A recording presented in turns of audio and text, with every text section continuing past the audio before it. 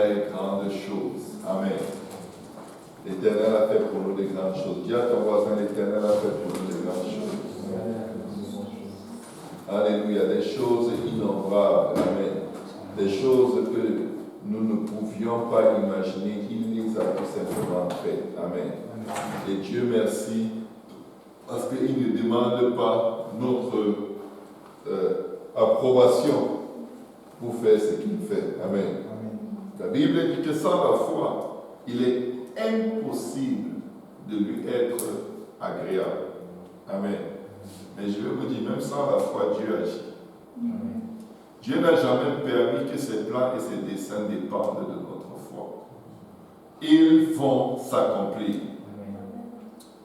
Quand le peuple de Dieu était envahi par l'ennemi, celui sur qui le roi d'Israël s'appuyait, que lorsque le prophète a dit demain en Samarie, il y aura de l'abondance, ça va être, pour paraphraser, il écrivait à quel point il y aurait à manger, il y aurait une provision en surabondance.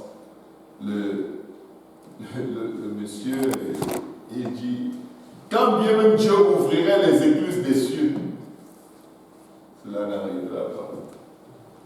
Le prophète lui a dit quelque chose. Tu le verras, mais tu ne goûteras pas. Il y a de ces choses que Dieu va faire. Et en fait, il va les faire. Alléluia. Il va juste les faire. Parce que c'est lui qui les a commencés. Vous savez, nous commençons parfois une maison. Et parfois, en chemin, on se fatigue. On abandonne les travaux. On commence un projet. Et parfois, en chemin, on est fatigué du prix, du coût du projet. On abandonne le projet. Mais Dieu, quand il commence quelque chose, avant de commencer la chose, il a déjà la fin de la chose dans son plan. Amen.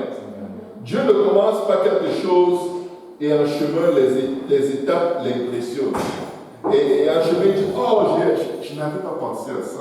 Oh, excusez-moi mes enfants, mais là, je me rends compte que c'est vraiment plus compliqué que je n'avais prévu. Amen. Très souvent, nous disons en chemin dans un processus, ah, c'est plus compliqué que ce qu'on avait imaginé. Il y avait des détails auxquels on n'avait pas pensé. Alléluia. Mais Dieu dit que nos pensées ne sont pas ses pensées et nos voix ne sont pas ses voix. Amen. Ces pensées contiennent infiniment, abondamment, bien au-delà de ce que nous demandons et pensons. Ces pensées défient même l'objet de ses pensées. Amen. De sorte que l'objet de ses pensées ne peut pas le surprendre, ne peut pas l'étonner. Dieu est tout puissant. Dieu est Dieu. Amen. Si Dieu se faisait surprendre par les temps, par les circonstances comme nous, on serait dans les troubles.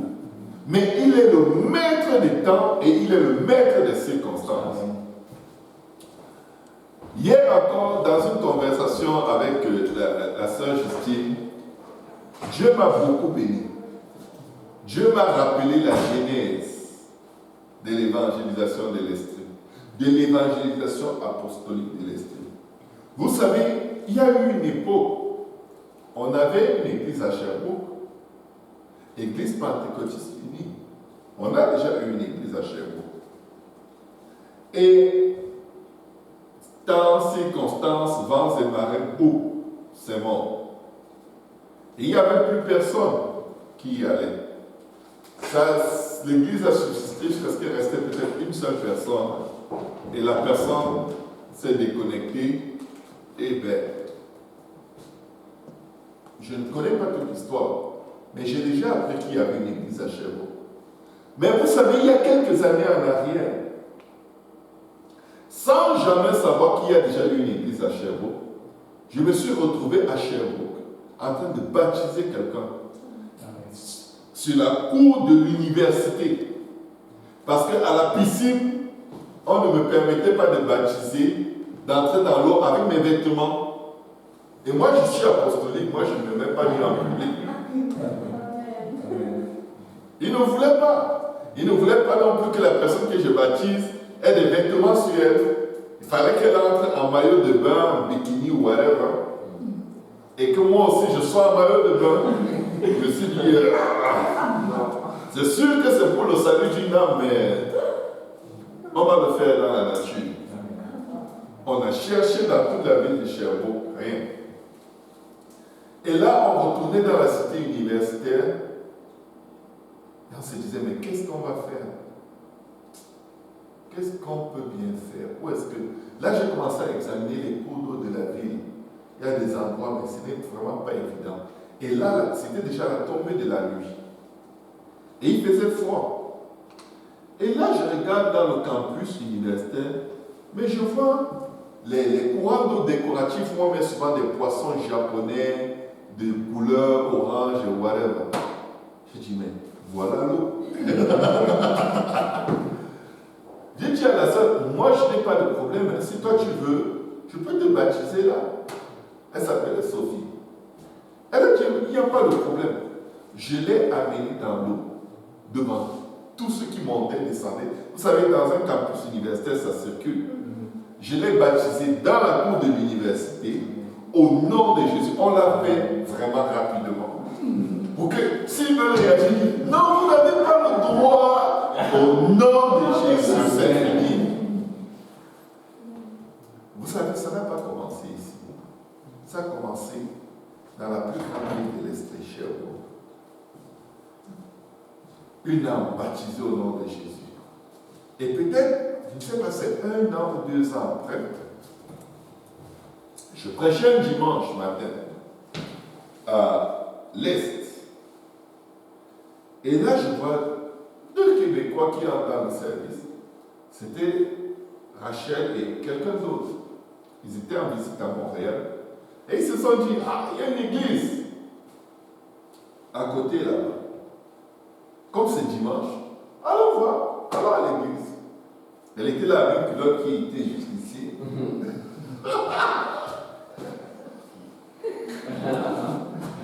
Alléluia! God is good. Les deux sont venus à l'église. Là, il y a devant, si chacun avait sa culotte. Et je prêchais.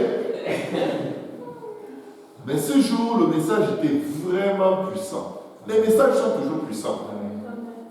Mais le message a tellement parlé dans ma vie. Ils ont tellement pleuré pendant le service. Je me disais d'abord, je ne les connais pas. Qu'est-ce que je suis en train de dire qui secoue ces gens de cette façon? J'ai prêché. La personne qui était avec elle s'est fait baptiser à la fin du service. C'est comme ça qu'on a baptisé la première personne qui venait de Lac-Mégantic. Ça s'est passé à Montréal. Vous savez, dans la Bible, dans le livre des Actes, nous lisons un passage où Paul rêve qu'un Macédonien est en train de lui dire « À l'aide, viens à notre aide, viens à l'aide ». Il voit dans un rêve un Macédonien. Il n'avait jamais été en Macédoine. Et le Seigneur met à cœur à Paul, il faut que tu ailles en Macédoine. Et Paul est allé en Macédoine, il y a eu tout un réveil là-bas. Vous savez, Dieu commence ces choses toujours d'une manière qu'on ne peut pas comprendre. On ne maîtrise pas. Mais la Bible dit, ne négligez pas vos faibles commencements. Après ce service ce dimanche-là, le Seigneur me dit, mais pourquoi tu ne vas pas à Mégantic pour voir où c'est? C'est bien beau d'avoir des gens qui se baptisent, qui viennent de Mégantic, mais maintenant vous les laissez partir, ils vont où? Et le Seigneur me met à cœur de venir à la Mégantic. Le mercredi qui a suivi, ou le mardi qui a suivi, j'ai pris ma femme, mes enfants, on est venu à Lac-Mégantic. C'était le plus long voyage qu'on avait jamais fait dans le Québec. On passait par des villages, je vous dis, on ne connaissait pas le chemin qui passe par Sherbrooke, on est passé par Trois-Rivières. Et quand tu passes par Trois-Rivières, tu découvres vraiment toute la région de l'Est. Tu tombes sur des villages qui n'ont que 5 maisons. Des campagnes les plus étranges. des zones vides, et subitement un petit village apparaît. Des virages, des montées, des descentes. Au début, quand on a mis le GPS nous disait 3 heures.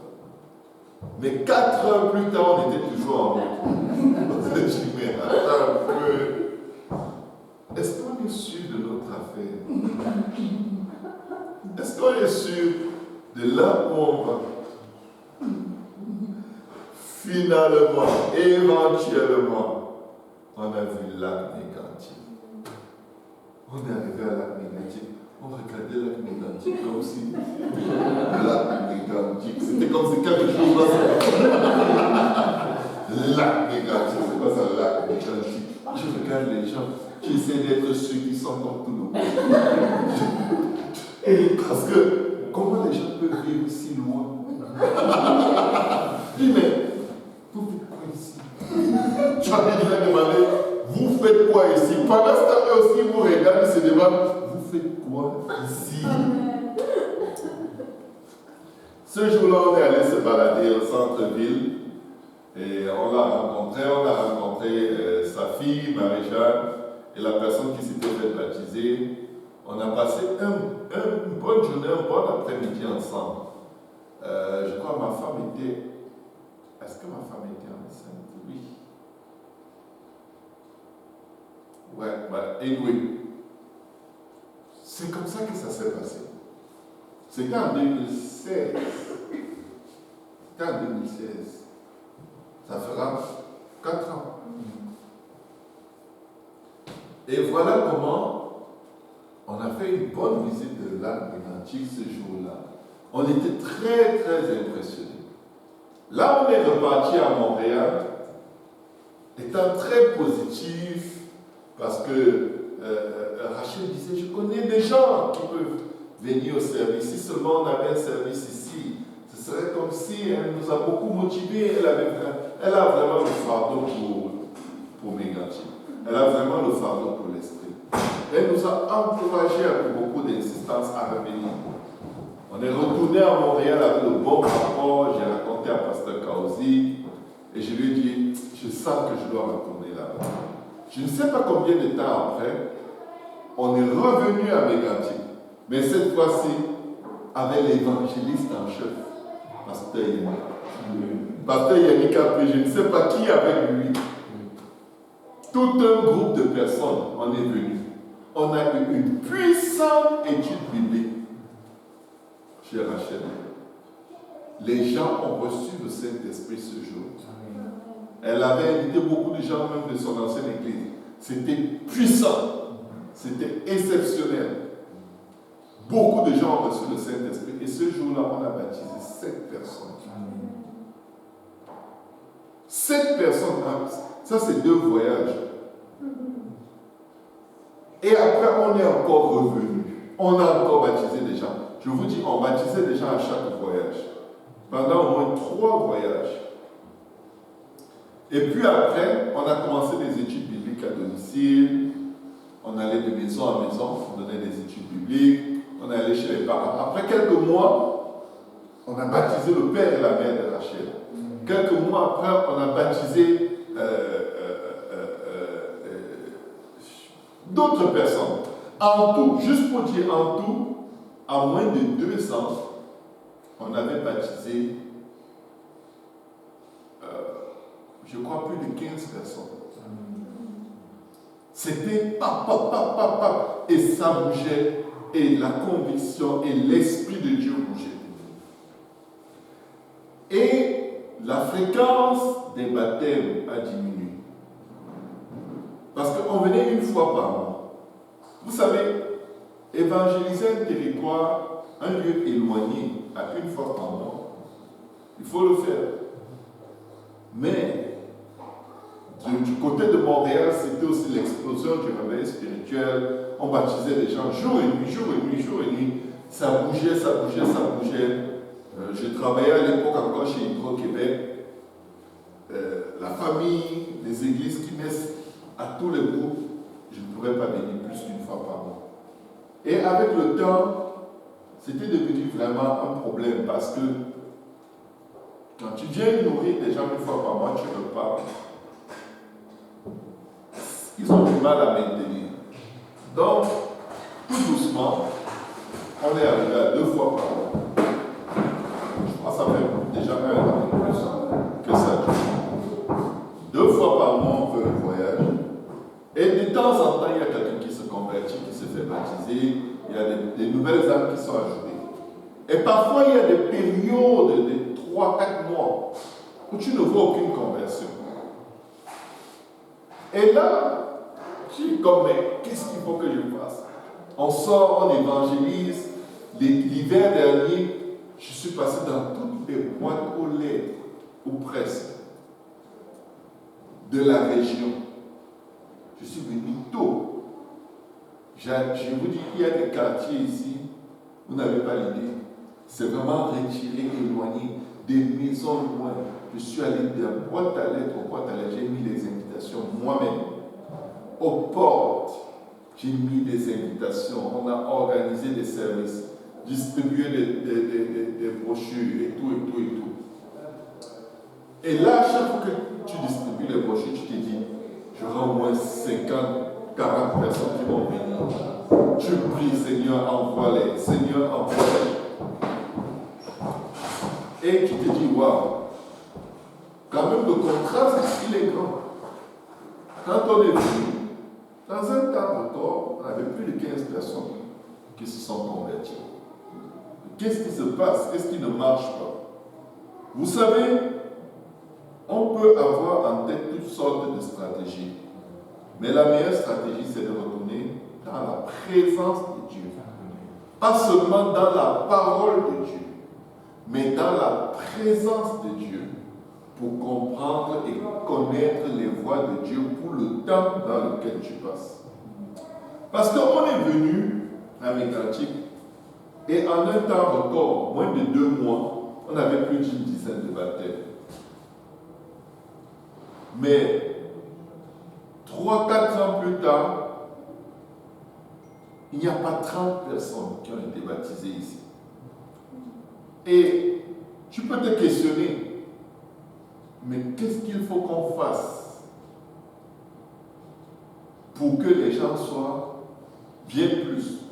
Sans compter que parmi ceux qui ont été baptisés, beaucoup ont rétrogradé. Beaucoup. Et là, tu te poses toutes sortes de questions. Mais il faut faire attention. C'est des moments très dangereux. Pour qui? Pas pour les âmes qu'on est venu chercher, mais pour ceux qui sont venus dans la moisson. Je vais vous le montrer dans la parole de Dieu.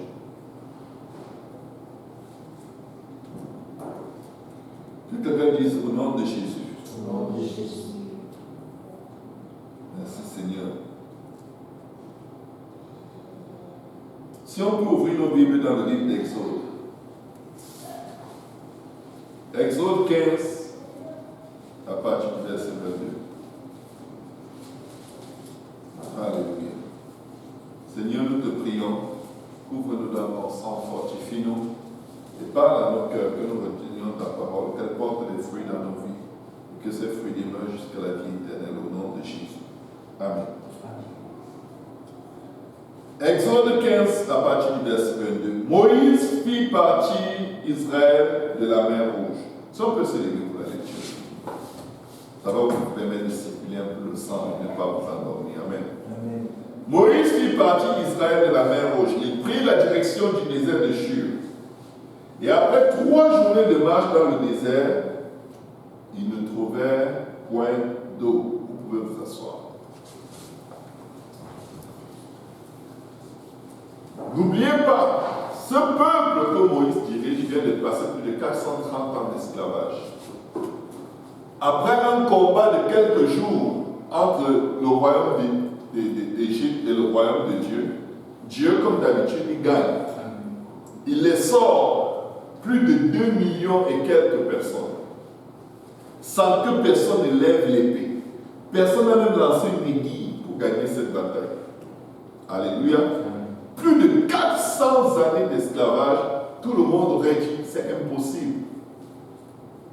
400 années un peuple qui est plus nombreux que ses oppresseurs. Ils ont déjà la mentalité d'esclaves, laissez-les.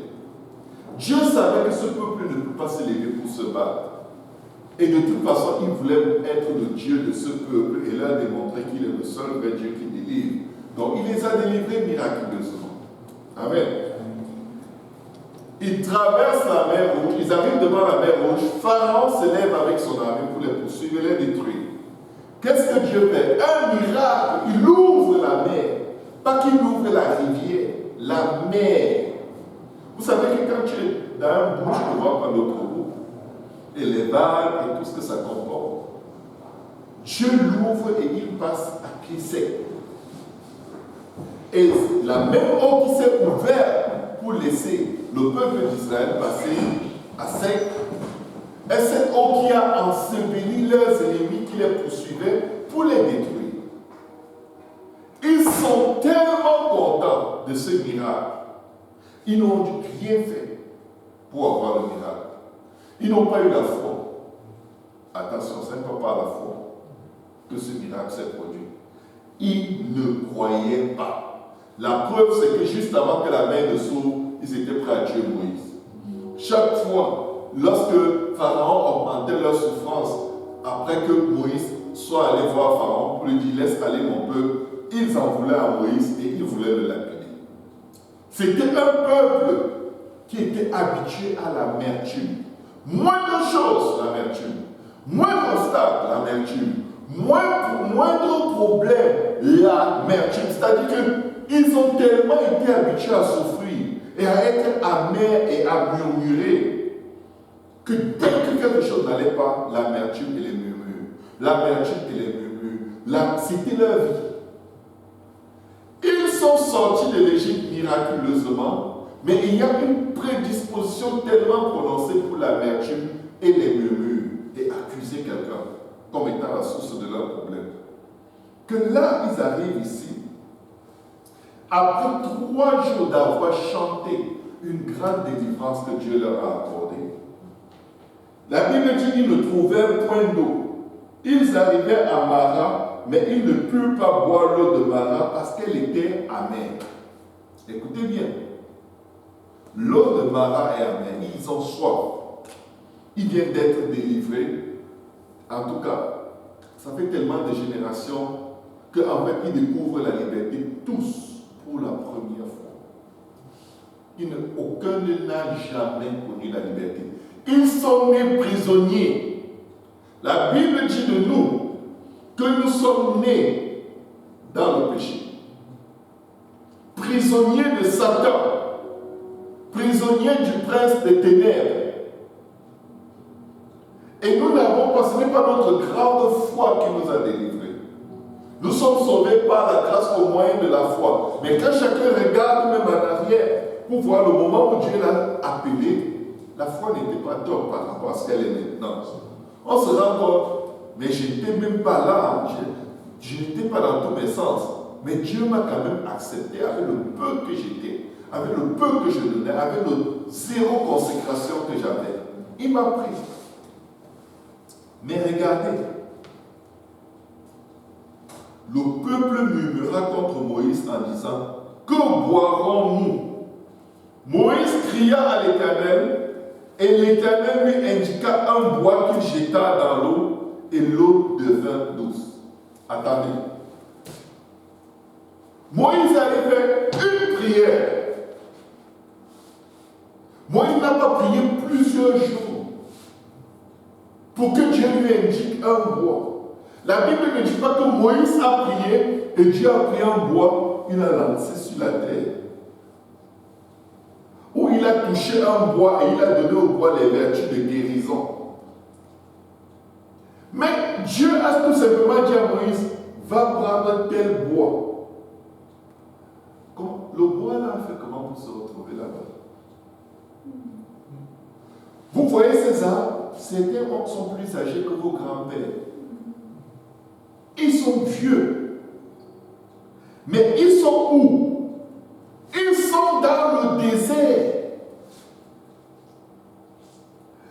Un bois qui a poussé dans le désert pendant des dizaines et des dizaines et des dizaines et des dizaines d'années pour atteindre. Et ce bois n'a pas poussé n'importe où. Il a poussé pas loin de l'eau amère. Pour atteindre le jour, imaginez-vous comment le soleil voulait frapper sur ce bois. Dieu disait au soleil, non, non, non, non, non. Laisse-le. Ce bois a un but. Les animaux qui mangent les plantes dans le désert pour se nourrir, quand ils voulaient manger, Dieu dit non, non, non, non, non, ne touchez pas. Et cette plante, j'en aurais besoin quelque part, un jour, dans 15 ans, dans 20 ans, ou même dans 30 ans. Le bois par lequel qu'on a utilisé pour fabriquer les maisons où vous habitez, vous n'avez aucune idée d'où ça vient. Mais vous êtes dans l'intérieur de la maison au chaud. Mais il y a un bois que Dieu a préservé. Peut-être pendant des décennies, des siècles, ou même un demi-siècle, pour qu'une maison soit construite avec, pour que vous y habitiez. La barque dans laquelle le Seigneur a traversé la mer avec ses disciples lorsqu'il y avait la tempête, le bois de cette barque avait été mis de côté par Dieu lui-même pour le jour où on fabriquerait une barque en attendant que le Messie naisse, qu'il grandisse, qu'il vienne, et que pendant qu'il rend son mystère, il parte. Qu'est-ce que j'essaie de dire? Il n'y a rien qui est un hasard dans notre vie. Il n'y a rien. Les vêtements que tu portes, du pétrole a été extrait peut-être en Arabie Saoudite, peut-être en Afrique, peut-être quelque part. Et c'est à partir du pétrole brut qu'on a fabriqué le vêtement qui est sur toi. Ce vêtement n'est pas sur toi par hasard. Ce bois attendait ce moment d'amertume pour répondre à un besoin. Dieu avait déjà tout organisé, tout était déjà planifié, mais leur réaction était triste. Ce n'est pas parce que tu passes à travers des temps difficiles que Dieu est surpris, il est étonné et il cherche une solution. Tu pries, tu dis, ah ok, c'est vrai, tu es là en train de prier. Qu'est-ce que je peux utiliser? Aïe, aïe, aïe. Comme c'est l'hiver, j'avais besoin de feuilles vertes. Oh non. Ok, là Dieu te dit, ok, patiente. L'été arrive, patiente. Attends, l'été arrive. Dieu n'a pas besoin que les saisons changent. Dieu répond à ton besoin là. Et plus important que ton besoin, ou que la réponse à ton besoin, c'est ta réaction dans le besoin. Ils sont devenus amers comme l'eau amère.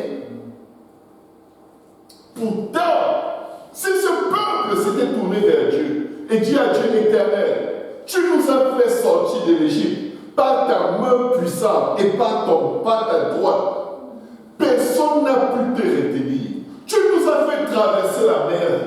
Personne n'a utilisé un bateau. Aucun de nous n'avait la technologie de la navigation.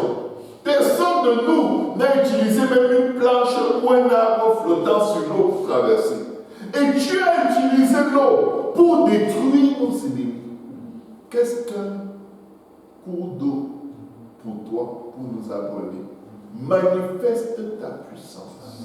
Je vais vous dire quelque chose. La Bible dit, ne méprisez pas vos faibles commencements. Mais la Bible nous rappelle aussi une chose. Comptez les bienfaits de Dieu. Comme nous devons toujours nous rappeler, il y a presque 20 personnes qui ont été baptisées d'eau à Mégantic. Miraculeusement, il y avait des drogués, il y avait des addicts, il y avait des gens malades mentaux, il y a toutes sortes de personnes que Dieu a touchées à l'esprit par le ministère que nous sommes en train de rendre. Ne vous laissez jamais impressionner par le fait que, oh, aujourd'hui on a eu un service et il n'y avait pas les gens de la région. Dieu ne nous a pas envoyés pour faire les services aux gens de la région. Il nous a demandé d'aller être ses témoins. Alléluia. Nous sommes là pour témoigner. Nous sommes comme un phare sur le bord de la mer, une lanterne qui éclaire dans la nuit pour montrer aux bateaux qui s'approchent du rivage. Faites attention, restez à distance. Là, vous êtes déjà trop proche, vous risquez de foncer dans les rochers et là-bas, vos bateaux vont être détruits. Ici, vous aurez le salut. Le salut est proche. Le salut est plus loin. Vous n'êtes plus loin de la terre. Peu importe la tempête par laquelle vous avez traversé, le sol est proche. La terre ferme est proche. Vous êtes prêts d'être sauvés. Le salut est juste à quelques pas de vous. Arrêtez, votre tempête est terminée. Plusieurs fois, je demande au Seigneur, mais qu'est-ce qu'on fait maintenant? À 3 heures, j'ai dit, vous êtes une lanterne. Les gens ne vont pas aller vers la lanterne naturellement. Quand il fait jour, les gens ne vont pas vers la lanterne. Quand il fait jour, les bateaux sur la mer ne remarquent même pas qu'il y a un phare sur le bord. Mais quand c'est la nuit et qu'ils sont en détresse, ils sont en train de scruter partout. Qui va nous montrer la voie de sortie? Qui va nous montrer comment sortir de ce trou? Nous périssons. C'est la nuit, ça va mal.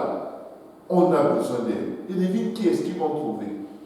Ils vont trouver le phare qui ne bouge jamais de sa position.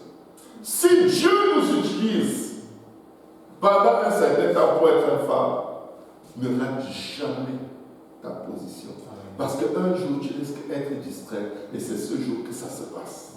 C'est ce jour où une âme a besoin de toi. C'est ce jour où une âme a besoin que tu l'aides à prier pour qu'elle reçoive le Saint-Esprit. C'est ce jour que Dieu avait ordonné pour le salut de quelqu'un. Parce que nul ne vient à Christ si le Père qui est dans les cieux ne l'attire.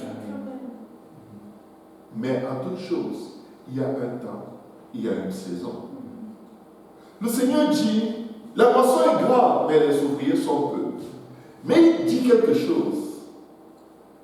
Priez que la moisson vienne vers les ouvriers. Non, il ne dit pas ça. Priez donc le maître de la moisson afin qu'il envoie des ouvriers dans sa moisson. Pourquoi? Il y a les ouvriers. Il n'a pas dit qu'il n'y a pas d'ouvriers, mais que les ouvriers osent aller. Ça, c'est dur. Que les gens osent sortir de la zone de confort des églises pour aller à des endroits non évangélisés. Ça, c'est dur. Parce qu'ils veulent faire comme un gâteau que tu prépares, tu mets dans le four, et après un certain nombre d'heures, ce gâteau doit être prêt. Là. Ça ne marche pas comme ça. Le plus grand travail dans l'évangélisation, c'est dans ceux qui évangélisent. Je vous le dis, c'est dans ceux qui évangélisent. Parce que avoir ce que nous faisons, nous, peut-être nous ne réalisons pas parce qu'on est habitué. C'est un grand prix. C'est une dépense énorme. Même s'il est en chiffre en argent, ça ne va jamais représenter le renoncement à soi-même. Samedi après samedi, le temps passé sur la route, les prières faites en ce lieu pour 89 villes, villages et comtés. 89. Est-ce que vous réalisez? Peut-être que vous ne réalisez pas. Vous êtes en train de prier pour 89 régions. En les citant par leur nom. C'est-à-dire que vous êtes en train de prier pour environ 450 000 personnes. Sinon plus, la population de Sherbrooke, c'est combien d'habitants? Regardez juste les populations de chacune de ces régions. Voilà le nombre de personnes pour lesquelles vous avez prié. J'essaie de vous faire réaliser. L'ennemi va toujours minimiser l'œuvre dans laquelle vous travaillez. Mais ouvrez les yeux pour réaliser, non. Aujourd'hui, j'ai prié pour 2 millions de personnes. Aujourd'hui, j'ai intercédé pour 2 millions de personnes. Même si ma vie est inutile, aujourd'hui, ma vie fait tout son sens. Aujourd'hui, j'ai vécu l'accomplissement du but de ma vie sur la race de la terre. Le Seigneur dit, je ne vous ai point demandé de me servir en vain. Ce que Dieu a fait de nos prières, c'est entre ses mains. Mais tu étais là pour gémir devant Dieu pour plus de 2 millions de personnes. Tu étais là. C'est écrit dans le livre du souvenir. C'est écrit au ciel. C'est écrit sur la terre. Ta sueur, a marqué, tu as foulé le sol de l'esprit. Ne sous-estimez jamais. Que votre investissement ne soit pas à cause du résultat, mais simplement parce que Dieu a dit allez. Alléluia. Amen. On va aller dans la Bible, on va voir quelques exemples très très concrets. Dieu dit allez, mais je vais vous dire une chose. Les chrétiens des derniers temps, majoritairement, tout ce qu'ils font, c'est aller à leur assemblée. La plupart, leur défi, la seule expression de leur chrétienté, c'est apparaître à l'église dimanche. C'est pas ça. C'est pas ça la chrétienté. Ça, c'est une chrétienté de survie. Alléluia. Si tu ne peux pas sortir avec tes pieds, sors avec tes prières. Prie pour des gens au-delà de ta communauté. Parce que sinon tu es resté, tu n'es pas allé. Tu ne peux pas aller au Nicaragua, mais tu peux prier pour le Nicaragua. Tu ne peux pas aller en Inde, mais tu peux prier pour l'Inde. Tu ne peux pas aller à Coaticook, mais tu peux prier pour Coaticook. Milan, Nantes, toutes ces régions, tu peux prier et tes prières vont faire la différence dans la vie de quelqu'un parce que nous avons beaucoup d'influence devant Dieu. Dis à ton voisin, tu as beaucoup d'influence devant Dieu. Si le Père de la foi a une solide influence devant Dieu, nous qui sommes appelés fils d'Abraham, nous avons une très grande influence devant Dieu. Quand nous prions pour Mégantic, Dieu sauve des gens à Mégantic. Dieu guérit des gens. Ils ne vont pas nous appeler pour dire « Oh, j'ai été guéri, est-ce que c'est vous qui avez prié ?» Dieu ne va même pas nous le dire. Ce n'est que l'éternité qui va nous dire. Regardez ce que la Bible nous dit ici.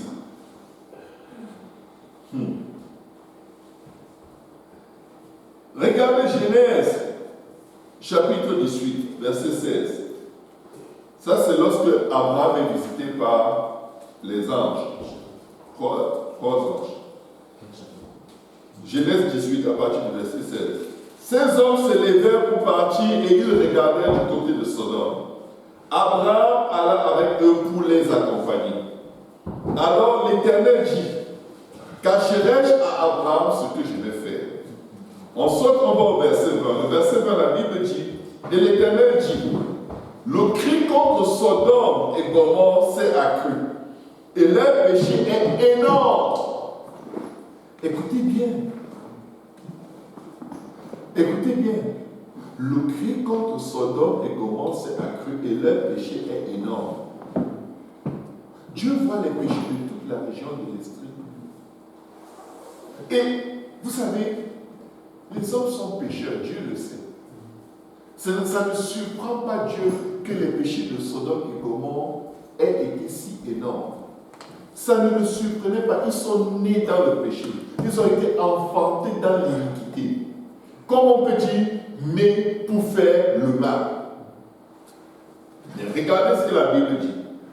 C'est pourquoi je vais descendre, verset 21. Et je verrai s'ils ont agi entièrement selon le bruit venu jusqu'à moi. Et si cela n'est pas, je le saurai. Les hommes s'éloignèrent et allèrent vers Sodome. Mais Abraham se tint encore en présence de l'Éternel. Attendez voir. Ils sont en train d'aller regarder. Qu'est-ce qui signifiait ce que l'Éternel était en train de dire? Il est en train de dire, là, il y a beaucoup d'âmes qui ont péri à cause de ce corps. Dieu, dans l'éternité, il voit les âmes rentrer tous les jours pour aller en enfer. Et leur cri s'élève vers lui. Le sang versé en Estrie est parvenu jusqu'aux oreilles du Seigneur.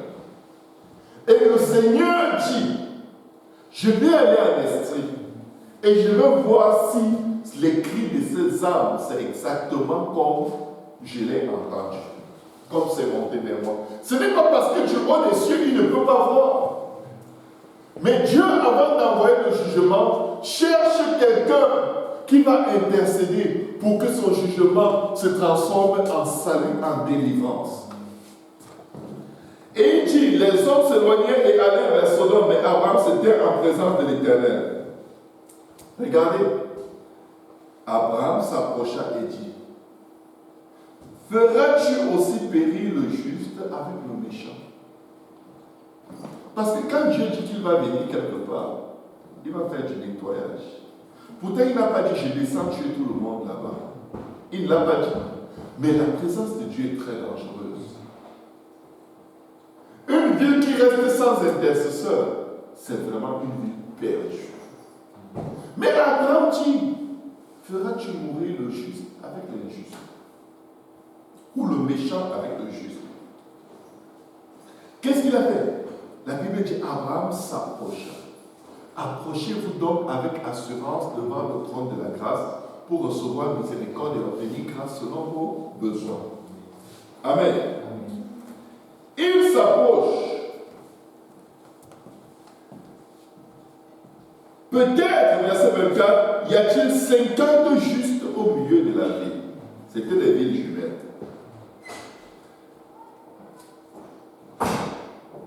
Les feras-tu périr aussi et ne pardonneras-tu pas à la ville à cause des 50 justes qui sont au milieu d'elle? Écoutez bien, c'est 2 villes. C'est pourquoi que nous prions pour 89 villes. C'est un peu étonnant. Abraham a prié pour 2 villes au même moment. Il a intercédé auprès de Dieu. Faire mourir le juste avec le méchant, en sorte qu'il soit du juste comme du méchant, loin de toi cette manière d'agir. Jean Seigneur, il doit avoir des gens qui te cherchent en esprit. Tu ne peux pas détruire toute l'esprit. Avant-hier, il y a eu un tremblement de terre. Je ne sais pas si vous l'avez ressenti, mais ceux qui l'ont ressenti, quand ils en parlent, il y a eu un boom. C'était fort. Et je disais encore il y a quelque temps à quelqu'un qu'on a environ 100 tremblements de terre par année au Québec. Mais la plupart des tremblements ne sont pas ressentis. Mais, Seigneur, est-ce que tu vas laisser tout l'esprit mourir? Il y a des gens qui te cherchent, ils ne connaissent juste pas. Ils te cherchent dans le noir, dans les ténèbres. Certains gens te cherchent dans l'occultisme. Mais c'est toi qui cherches et tu le sais. Vas-tu donc détruire tout l'esprit avec ceux qui te cherchaient même dans l'horreur et ceux qui ne te cherchaient pas parce qu'ils ont résolu de te rejeter? Amen. Amen. Loin de toi, celui qui juge toute la terre n'exercera-t-il pas justice? Et l'Éternel dit, si je trouve dans Sodome 50 justes au milieu de la ville, je pardonnerai à toute la ville à cause d'eux. Il va pardonner à toute la ville à cause d'eux. Attendez. Il va pardonner à toute la ville à cause de 50 personnes. À cause de 2 villes qui ont des milliers d'habitants, il va pardonner à tout le monde. Je te dis que tu as de l'influence devant Dieu. Dieu va pardonner à ta famille à cause de toi. Dieu va pardonner à ton quartier à cause de toi. Dieu va pardonner à 89 villes de l'Estrie à cause de nous. Même si on est venu sur la face de la terre, juste pour un moment comme celui-ci, Dieu va pardonner à plus de 2 millions de personnes à cause de nous. Amen. Mes frères et sœurs, vous allez peut-être regarder vos faiblesses dans votre marche avec Dieu et avoir l'impression, oh, je ne vais jamais m'en sortir. Je vais te dire quelque chose. Même s'il faut que Dieu réunisse les cieux et la terre pour que tu t'en sortes, tu vas t'en sortir. Parce que tu as bougé de ta zone de confort. Tu t'es levé pour donner un sens à ton existence sur la terre, à Dieu. Béni, intercéder pour 89 villes. 1 heure avec le Seigneur pour sauver 89 vies. Prenons conscience de notre valeur. Notre valeur n'est pas tant que ça dans nos performances. Mais notre valeur est dans ce que Dieu peut faire avec nous quand nous nous rendons disponibles. Plusieurs fois, fois, la mort s'est approchée de moi.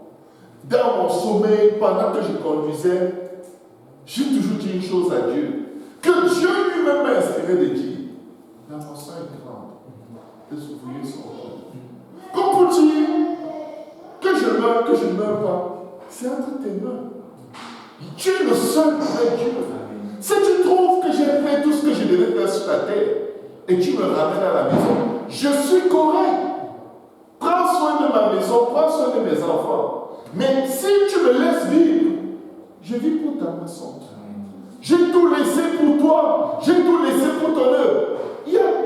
Regarde, je sais qui je suis. Tu sais qui je suis. Je connais mes forces, je connais mes faiblesses. Mais ce n'est pas le point de ma vie. Le point de ma vie, c'est accomplir ce pourquoi Dieu m'a mis sur la face de la terre. Et il m'a mis sur la face de la terre pour prier pour l'esprit, pour prier pour l'âme négative, pour l'Anton, Lawrenceville, Limpic, Magog, Maricourt, Maston, Martinville, Melbourne, Milan, Nantes, Newport, Notre-Dame, Notre-Dame des Bois, Portico, Couchy, et ainsi de suite, et ainsi de suite. 89 villes ont besoin d'un intercesseur et c'est toi que Dieu a choisi. Le Seigneur dit, ce n'est pas vous qui m'avez choisi, c'est moi qui vous ai choisi. Amen. On est les personnes les plus bénies sur la face de la terre. Amen. Nous sommes des princes, nous sommes bien. Nous sommes bien. Amen. Nous avons tout. Nous allons marcher sur des rues pavées d'or. Amen. Nous sommes privilégiés. Je vais vous dire une chose. Qu'il vous manque de l'argent, qu'il vous manque de ceci, les choses de la terre qui périssent, vous avez eu la meilleure part. Amen. Parce que nous sommes venus au pied du Seigneur et il nous a portés à l'ombre de ses ailes, comme un aigle porte ses petits. Et il nous a déposé un esprit pour faire la différence dans la vie de plus de 2 millions de personnes.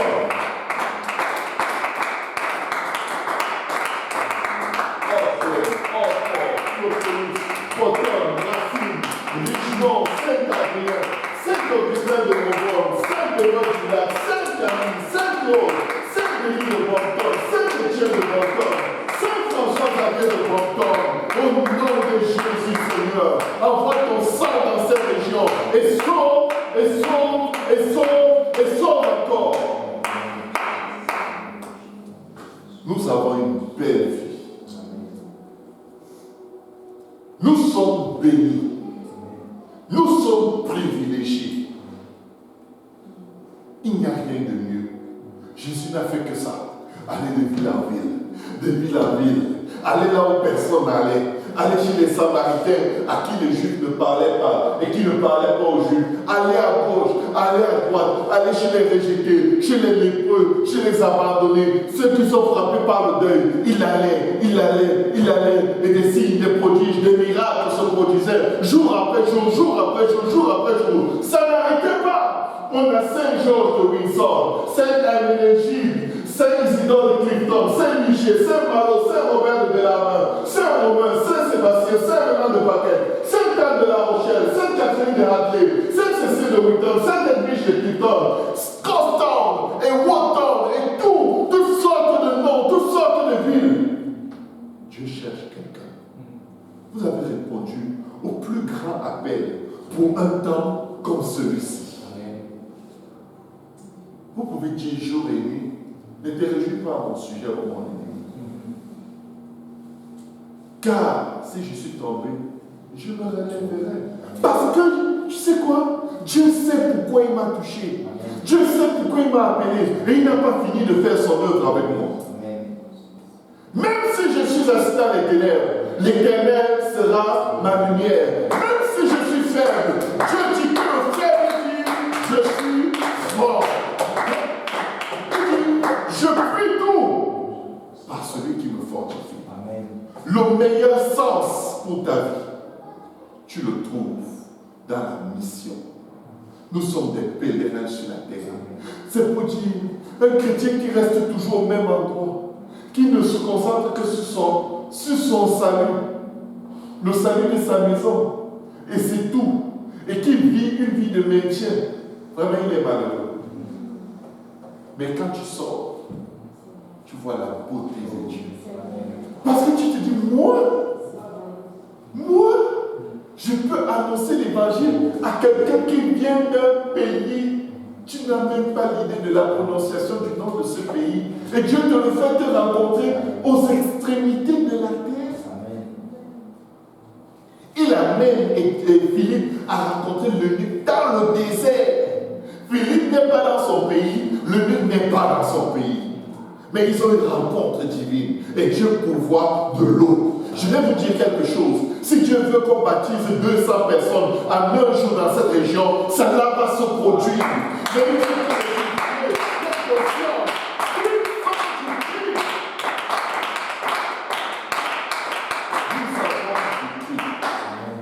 Je suis en train de réaliser la valeur de ma vie entre les mains de Dieu. Je suis en train de réaliser, waouh! Quelle grâce! Quel privilège! Quelle bénédiction! Je ne suis pas une décoration sur la face de la terre. Sherbrooke, Stansted est Stoke, Stoneway, Stratford, Stirling Sud, Windsor, Ulverton, Val-Joli, Val-Racine, Valcourt, Waterville, William, Westbury, Wotton ont entendu vos prières. Dieu a entendu vos âmes et levé ces villes devant lui et dit, pardonne et sauve, pardonne et sauve, pardonne et sauve. Vos cœurs ont battu au rythme du battement de cœur du Seigneur. Et il y a des âmes que vous allez rencontrer au ciel. Et vous allez vous dire, mais tu viens d'où? Il va te dire, je viens de Valcourt. Tu vas dire, mais Valcourt c'est où? Il va dire, mais c'est toi qui as prié pour Valcourt. C'est tes prières qui ont changé ma vie. C'est tes prières qui ont envoyé les anges qui fait la différence. C'est tes prières qui ont fait que Dieu libère les anges. Et que les anges viennent m'attirer à lui. Et je ne pouvais pas le résister. C'est toi qui avais prié. Je te reconnais parce qu'il y a ton empreinte quelque part sur le cri que mon âme est élevée à Dieu. Intercesseur, missionnaire, vos vies valent toutes les richesses de la terre et dépassent. Le Seigneur dit, toutes les richesses de la terre ne peuvent pas acheter une âme. Vous savez pourquoi? Une seule âme peut faire tellement de différence. Il y a au total 89 villes, cantons, villages et municipalités dans l'Estrie. La parole de Dieu nous dit dans Éphésiens 6, 18, faites en tout temps par l'Esprit toutes sortes de prières et de supplications. Veillez à cela avec une entière persévérance et priez pour tous les saints. On a prié pour Montréal. On a prié pour Montréal Nord, Montréal Est, Hochelaga, Rive Nord, Rive Sud. En réalité, je vais vous dire, nous avons le service le plus influent dans tout le Québec. Vous vous dites, mais on est que 7 ou 8. Nous avons le service le plus influent dans tout le Québec. Nous avons le service le plus influent dans tout le Québec. Ne vous inquiétez pas si les bancs sont vides. Inquiétez-vous si ceux qui sont là n'ont pas le meilleur service possible et imaginable dans tout le Québec. Avant que Dieu nous fasse confiance et qu'il commence à guérir les malades par nos mains, nous devons avoir compris pourquoi nous sommes là. Amen. Et nous sommes là pour les âmes. Abraham a intercédé pour 50. Dieu dit, s'il y a 50, je pardonne à tout le monde. Abraham dit, 50, on ne sait jamais. Je vais ramener le chiffre un peu plus bas. Il ramène son intercession pour un réveil spirituel. Après les 50, il ramène. Attends un peu, qu'est-ce qu'il dit?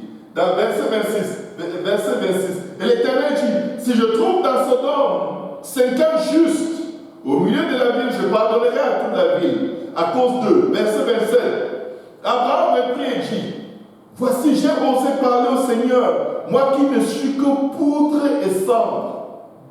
Genèse 18, Amen, verset 27. Moi qui ne suis que poudre et cendre. Vous savez, on a beaucoup ce sentiment de n'être rien, d'être insignifiant. Et je vais vous dire, quand vous allez rentrer à Montréal, vous allez vivre des hauts et des bas dans votre vie personnelle. Et vous allez vous dire, ça ne sert à rien. Tout ce que je fais pour Dieu, ça ne sert à rien. C'est faux. C'est faux. C'est justement parce que ce que vous faites frappe fort dans le camp de l'ennemi que vous êtes attaqué. Que vous êtes découragé. Que vous avez le sentiment, oh, je perds mon temps, je gaspille mon argent. Je pourrais faire telle autre chose. Il faut plutôt que j'aille dans telle église qui est proche, je m'implique là-bas, comme ça, comme il y a beaucoup de voisins, on va les gagner. Faux et archi faux. Sortez de Montréal avant que Montréal ne sorte de vous.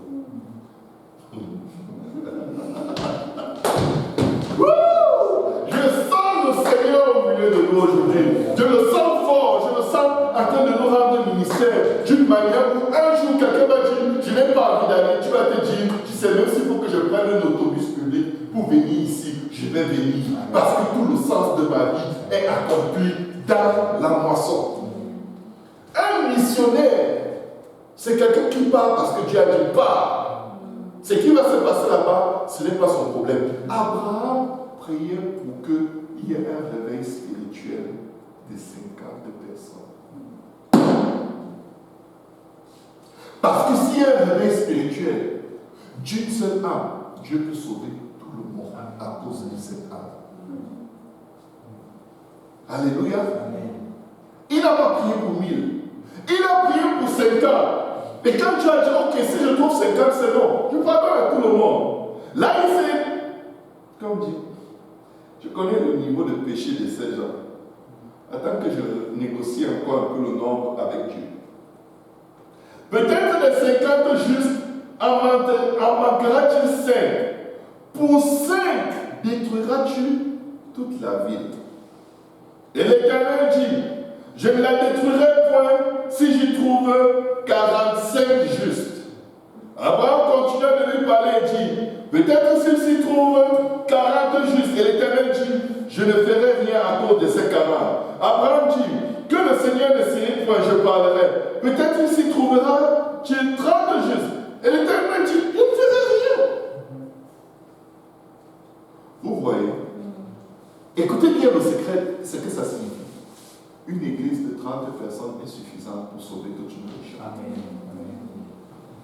Parfois, on vient dans une région comme celle-ci, on veut une grosse église, on veut un bâtiment qui couvre tout ce terrain avec 2500 personnes qui ont Dieu dit, donne-moi seulement 30. Donne-moi juste 30, donne-moi juste 10. Une église de 10 personnes qui m'aime vraiment est capable de changer toute la destinée de toute une région. Vous vous rendez compte, quand on compte l'investissement, des milliers de dollars mis dans la location de l'appartement, le carburant, la nourriture sur la route, les petits jobs que vous aurez pu faire au lieu d'être là, les chiffres ne finissent pas. Mais en réalité, Dieu cherche une poignée de personnes pour sauver toute une région. Donc arrêtons de penser qu'on ne fait rien. Arrêtons de croire qu'on perd notre temps. Arrêtons, c'était venu, oh, ton église ne grandit jamais. Non, elle sauve. Elle sauve toute une région. Elle sauve toute une nation. Parce qu'il y a le nombre de justes qu'il suffit d'envoyer là-bas pour que Dieu pardonne à tout le monde. Cette parole est puissante. Je viens de le voir. Je viens de le voir. Pour une poignée, il peut sauver tout le monde. Pour une poignée. Abraham dit que le Seigneur ne sait quoi je parlerai. Peut-être s'il trouvera-t-il 30 justes. Et l'Éternel dit, je ne ferai rien. Vous vous imaginez. Si je trouve 30 justes, Abraham dit, voici, j'ai osé parler au Seigneur. Peut-être si tu trouveras-tu 25 juste et l'Éternel dit, je ne détruirai point. 25. Ça, c'est une église de 25 personnes. Quelqu'un dit une église de 25 personnes peut sauver tout un pays. Une église de 25 personnes peut sauver tout un pays. Une église de 25 personnes peut sauver tout un pays. Amen. Et regardez, peut-être s'il trouvera-t-il 20 justes. Et l'Éternel dit, je ne détruirai point à cause de cet homme. Dis à ton voisin, une église de 20 personnes peut sauver tout un pays. Abraham dit que le Seigneur ne s'irrite point. Je ne parlerai plus cette fois. Peut-être s'il trouvera-t-il 10. On a déjà baptisé 15. Presque 20. On a déjà battu toutes les statistiques pour le salut de l'esprit. Que quelqu'un ne vous mente pas en disant ça ne va jamais exploser. Ça va exploser. La semence a déjà été plantée. Le nombre minimal a déjà été atteint. Même s'ils ont rétrogradé, ils marchent avec la semence de Dieu. Et nous sommes revenus prier pour que Dieu les ramène à la maison. Pour que Dieu les ramène des endroits de leur gouvernement. Pour que Dieu les révèle à nouveau. Parce que nous, les gens à Christ, si le Père qui a le feu de la fille, mais le sauverons au dernier jour. Nous sommes puissants. Nous sommes dans la volonté de Dieu. Et nous allons bouger cette province. L'esprit pour le Seigneur Jésus. Un peuple en son nom dans la province de l'esprit. Un peuple en son nom dans la province du Père. Avec Christ, avec notre Dieu, nous ferons des exploits. Alléluia. Dieu nous montre dans sa parole que c'est ici, c'est le temps. Alléluia. Vous savez, dans la période où on baptisait plein de gens, j'ai baptisé une fille, je ne vais pas donner le nom parce que nous sommes enregistrés. Elle a rétrogradé. Elle est retournée malheureusement dans une vie très difficile, la drogue et tout. Et elle a tué quelqu'un. Une personne de cette assemblée, une des premières personnes à être baptisée, s'est retrouvée dans sa cavale, loin de Dieu, à tuer quelqu'un avec son copain. Ici. Écoutez bien. Que quelqu'un dit Dieu. Dieu. Je le dis pour que vous n'oubliez pas. Ne vous inquiétez pas des rétrogrades. Comme si c'est fini pour eux. Ce n'est pas fini. Que quelqu'un rétrograde, ce n'est pas la fin. Le fils prodige, ce n'était pas la fin. Wouh! Alléluia, je sens la présence de Dieu. Dieu l'a vu. Je suis invité à prêcher à la prison des femmes à Laval. Je vais prêcher là-bas environ 4 fois par année. Je suis à la prison de Laval en train de prêcher à un groupe de femmes. Je prêche, si le Seigneur, peu importe où tu te trouves, viens à Dieu, il t'aime, il est mort pour te parler. Je vous dis, il y avait environ 50 femmes. Elles ont pleuré, elles ont gémi devant Dieu, elles ont crié à Dieu, elles ont invité le Seigneur dans leur vie, elles ont fait toutes sortes de prières. J'ai eu la meilleure chorale de l'année 2019 en prison. Elles ont chanté des chansons que je leur ai enseignées, des chansons que nous chantons timidement. Si vous étiez là, j'aimerais que tout ce groupe s'inscrive pour le ministère de prison, pour venir voir quelle est l'influence du ministère à Mégantic. À la fin du service, une fille vient devant moi, je priais, on imposait les mains. Elle me regarde, une prisonnière. Elle me dit, Serge. Je suis comme, Serge, ça c'est trop personnel, ça. Ça c'est trop intime, m'appeler comme ça par mon prénom. On ne se connaît pas. Elle me dit, tu ne me reconnais pas.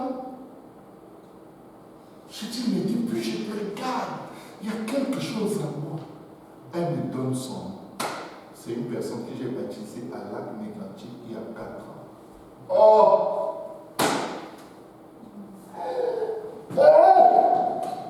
Seigneur! Qu'est-ce qu'il a fait ici?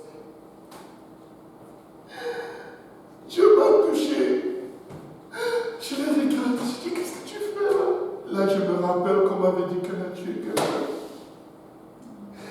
J'étais tellement content. Comment Dieu m'a encore amené à retrouver. Je vous dis pour que les probabilités pour qu'une telle chose arrive. Qu'une âme que j'ai baptisée ici, elle était zélée pour Dieu. Elle était la plus zélée que j'ai jamais rencontrée ici. Je la retrouve en prison. Et c'est encore moi qui prêche. Elle avait tellement changé que je ne la reconnaissais pas. J'ai dit, Seigneur, tu as donné puissance à ma vie.